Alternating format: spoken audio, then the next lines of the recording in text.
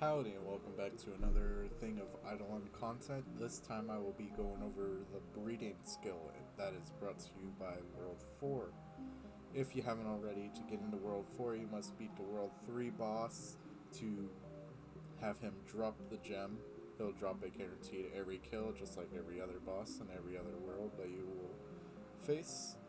And once you unlock World 4, you are met through this portal. You already have 3 skills that you can see on here. You have the chip skill, I think it's called. Let me check. The laboratory. That's your just. I still have no idea what the skill does, per se. The breeding skill, which is the eggs right here, and then the cooking skill. I haven't done AFK on the cooking skill yet, therefore I am still only level 1 on that, but this video is not about cooking nor the laboratory, it's only about breeding. So let's get right into breeding. Once you walk over to breeding, you are met with this screen without the stored pets and the grasslands and jungles unlocked, of course. Let me just claim these. You'll most likely be at a quest or just in free time of you needing to breed a specific creature.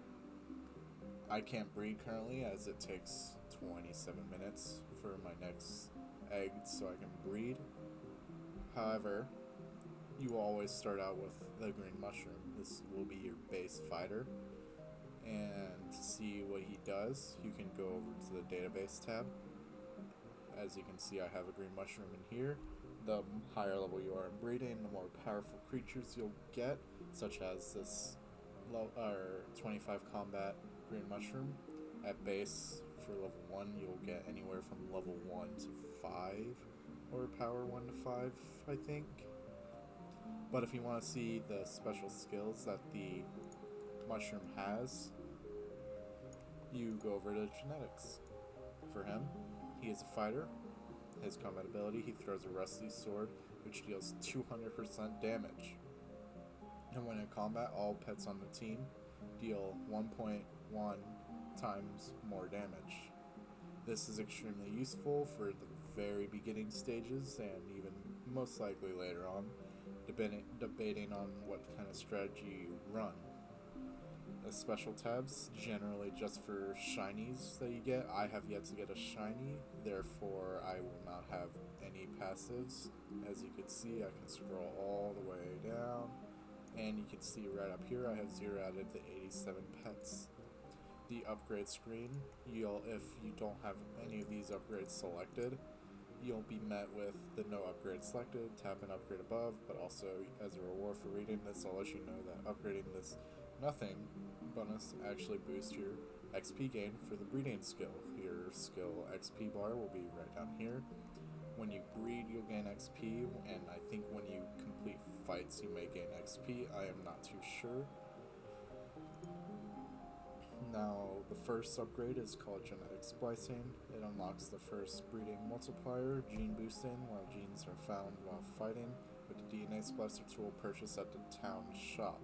Gene boost cost. This is unlocked by first the gene tool splicer. You go all the way up here and talk to this guy in the tent. He'll be your shopkeep. And this is your DNA splicer. This is what you need. You'll just buy it. It's 22 platinum and 32 gold. It has 3 upgrade slots but gives 10 defense and 5 of every stat and 50 splice power, and it enables splicing to World 1 when AFK fighting. I have no idea what that means, as World 4 just came out and they will update nothing on the wiki. However, I will keep you posted and hopefully updated with anything new on this. Without further ado, upgrading this, you get the minus 8% gene boost cost, which, if I'm correct, this is still new to me, sorry. Oh, okay. It's right here. You select on your thing, example, green mushroom. This pet, you get your genetic multiplier, and then you hit upgrade. I have no idea what the upgrade is because I have never earned this. Generally, when you get rid of something, you get the basic boy normal DNA rather than the green DNA, the common DNA rather than like the uncommon. Your second upgrade comes when you reach level 5 of breeding. I'm level 6, therefore I already have it unlocked, and it increases the maximum number of eggs your incubator can hold, which is what this is. The more eggs you have, the more you can breed. The more you can breed, the better team you'll most likely have. And I am guessing this is how you're able to get more enemies on your team, or more, not enemies, players on your team to fight for you.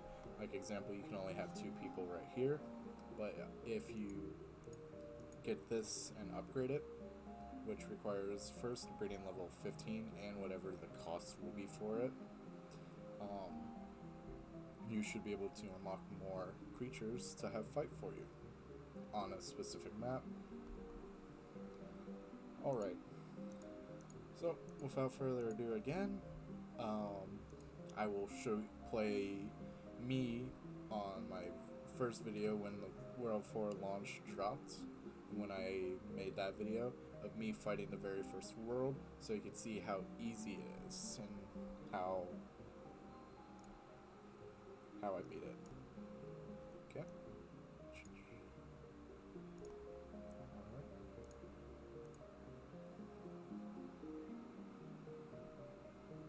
I just used 2 animals, the squirrel, which you get by breeding, and the green mushroom.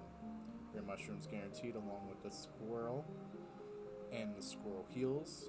That's its special ability down here. And this one's the rusty sword. This fight was very easy.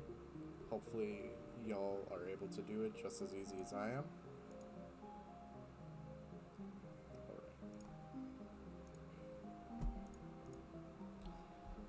Since that happened,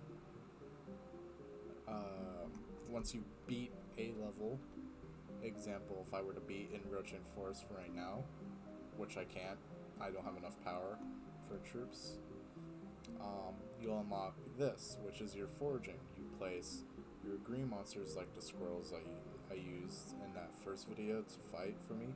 You put them in here and they'll forage for you to get spices. Spices are used in the cooking skill that I'll make another video of in the future. But for breeding's useful for cooking and so on and so forth. This world's mainly your idle world with air quotes, however you may take that.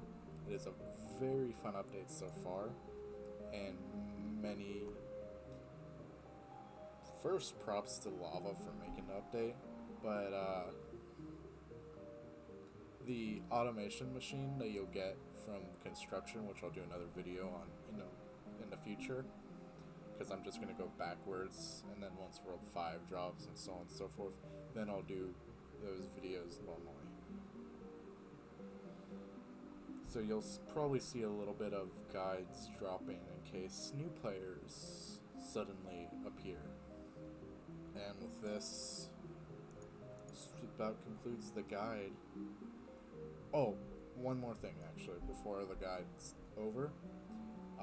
Grasslands, you don't need a person fighting for you.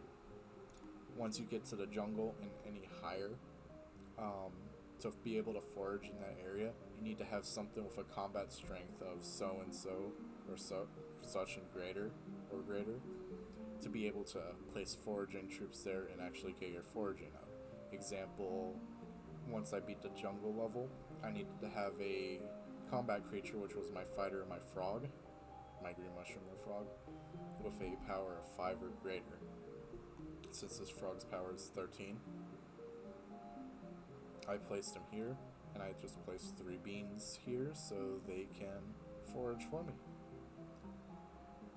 And this allows me to get the upgraded spice to upgrade more cooking, and or make new recipes such as the salad. The salad gives cash from monsters. In the very first recipe, the turkey gives total damage by percentage, and it's a pretty cool upgrade, if I do say so myself. But all the breeding's right here. Once you start having to breed past the board beans, it gets extremely hard unless there's an upgrade to increase the total chance of getting a new monster, which there most likely is. But I just probably haven't gotten to it yet. But thank y'all for watching. I hope y'all liked the guide.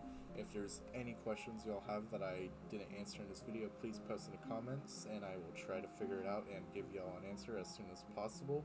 If you liked the video, like it. If you didn't, then dislike it. And if you haven't subscribed already, please do so and hit the bell for any more videos that I upload. Thank y'all for watching.